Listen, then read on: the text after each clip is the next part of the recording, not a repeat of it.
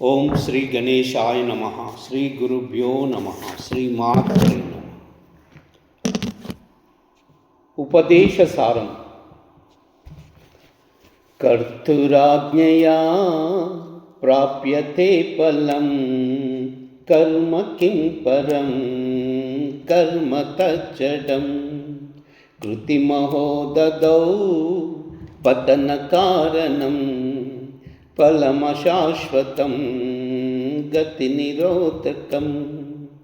ఈశ్వరార్పితం నేచ్ఛయా కృతం చిత్తశోధకం ముక్తి సాధకం కాయవాంగ్మన కార్య ఉత్తమం పూజనం జప చింతనం క్రమా జగదీశదీ యుక్త సేవనం అష్టమూర్తిభృ దేవ పూజనం ఉత్తమస్తవా ఉచ్చమందథ చిత్తజం జప ధ్యానముత్తమం ఆజ్యధారయా శ్రోతసాసమం సరళచింతనం విరలతపరం వేదభావనా సోహమిత్యసౌ భావనావిదా పావనీమత భావ్యశూన్య భావసుస్తుతి భావనాబలా భక్తిరుత్తమా హృత్సలే మనా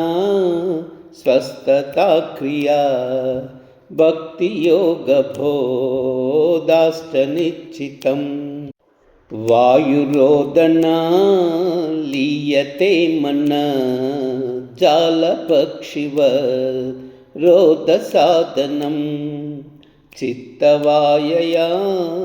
చిత్క్రియాయుత శాఖయోర్ద్వయీ శక్తిమూలక లయ వినాశనే ఉభయరోదనే లయగతం పునః భవతి నో మృతం ప్రాణబంధనా లీనమానసం ఏకచింతనా నాశమేత్యథా నష్టమానసో కష్టయోగిన కృత్యమస్తి కిం స్వస్తిస్తిం యథ దృశ్యవారితం చిత్తమాత్మనా చిత్తదర్శనం తత్వదర్శనం మానసం తు కిం మార్గనే కృతే నైవ మానసం మార్గ ఆర్జవ వృత్తయస్త్వమహం వృత్తిమాశ్రితా వృత్తయో మనా విద్వహం మన అహమయమ్యకు భవతి చిన్వత అయిపతత్యహం నిజ విచారణం అహమినాశభా జహమహంతయా స్మృతి హృత్సయం పరమపూర్ణస ఇదమహం పద విక్యమన్వహం అహమలీనకే ప్లల్యయ సత్తయా విగ్రహేంద్రియా ప్రాణదీతమా నాహమేకస తజ్జడం యస సత్వభాసికా చిత్వకాతరా సత్తయాయి చేత్ చిత్తయామ్యహం ఈశజీవయో వేషదీపిదా సత్వభావతో వస్తు కేవలం వేషహానథ స్వాత్మదర్శనం ఈశదర్శనం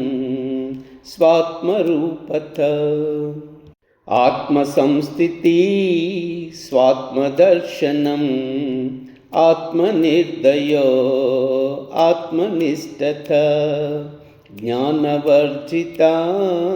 జ్ఞానహీన చేత్ ज्ञानमस्ति किं ज्ञातुमन्तरं किं स्वरूपमे यात्मदर्शने अव्यया भवा पूर्णचित्सुखं बन्धमुक्त्यति तं परं सुखं विन्दतीह वस्तुदैविक अहमितीतकं निजविभामनं महदिदन्तपो रमणवागियम् अहमपीतकं निजविभानकं महदिदन्तपो रमणवागियम् अहमपीतकं निजविभानकं महदिदन्तपो रमणवागिनं रमणवागियं रमणवागियम् ओ